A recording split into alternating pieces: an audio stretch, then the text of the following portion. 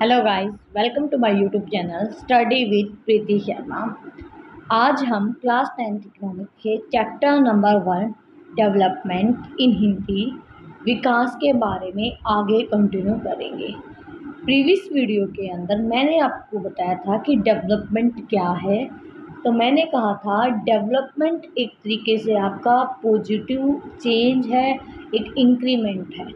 तो हम विकास क्या होता है, विकास एक तरीके से सकारात्मक चीज़ का बढ़ना, सकारात्मक वृद्धि को हम क्या बोलेंगे, विकास बोलेंगे। वो वृद्धि आपकी पर capita income, national income, living standard यानी कि हमारी आय के अंदर वृद्धि, राष्ट्रीय आय के अंदर वृद्धि, जीवन का स्तर, इन सभी में वृद्धि होना, इन सभी में इंक्रीमेंट होना आपका क्या होता है, विकास होता है, डेवलपमेंट होता है।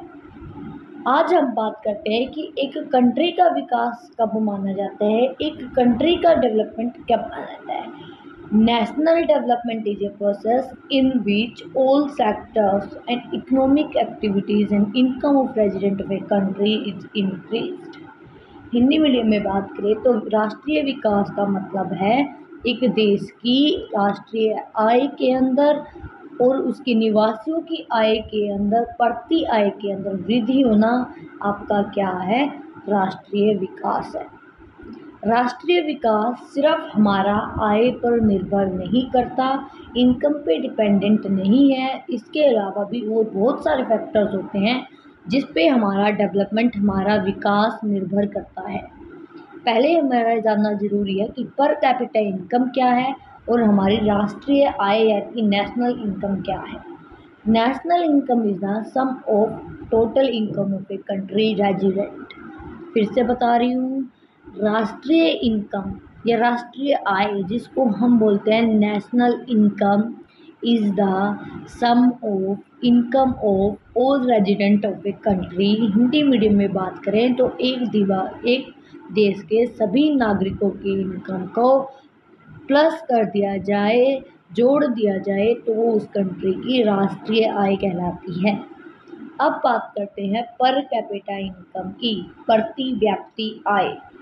पर capita income is the income of resident country divided by number of population, यानी कि प्रति व्यक्ति आय क्या है, एक कंट्री की सभी रेजिडेंट की इनकम को प्लस करके उसको हम भाग कर दें एक कंट्री के अंदर रहने वाली नंबर ऑफ पॉपुलेशन से, जितने परसेंट कंट्री के अंदर रहते हैं उनसे, तो जो हमारा आंसर आएगा वो हमारी पर कैपिटा इनकम माना जाएगा।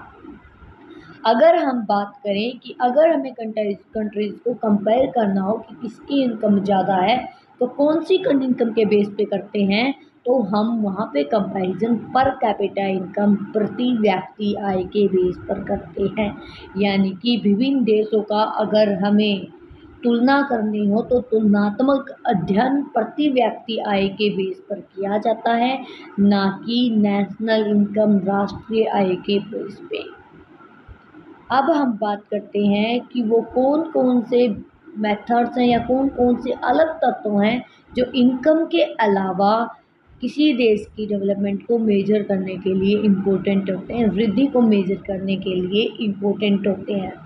पहला है आपका लिटरेसी रेट, सेकंड है आपका नेट अटेंडेंस रेशियो, थर्ड है आपका इन्फेंट मोर्टेलिटी रेट। अगर हिंदी में बात करें तो लिटरेसी रेट का मतलब है साक्षरता दर, नेट अटेंडेंस रेशियो का मतलब है कि प्रति स्कूल के अंदर स्कूल में आने वाले बच्चों की संख्या। लिटरेसी रेट की बात करें तो साक्षरता दर था, नेट अटेंडेंस रेशियो की बात करें तो बच्चों के स्कूल में उपस्थिति दर होता है। और थर्ड था हमारा इन्फेंट मोर्टेलिटी रेट, यानी कि वो रेट पर 1000 पे कम, 1 साल से कम उम्र के बच्चों की डेथ होने की रेट को इन्फेंट मोर्टेलिटी रेट बोला जाता है। नेशनल इनकम या पर कैपिटा इनकम के अलावा ये भी इम्पोर्टेंट फैक्टर्स हैं जो कि दो कंट्रीज़ की डेवलपमेंट में या उनकी कंपैरिजन में हेल्प होते हैं। यानी कि अगर हमें तुलनात्मक अध्ययन करना है अलग अलग कंट्रीज़ का तो पर कैपिटा इनकम और नेशनल इनकम यानी कि राष्ट्रीय आय और प्रति व्यक्ति आय के अलावा इन तीनों फैक्टर्स का भी अध्ययन किया जाता है।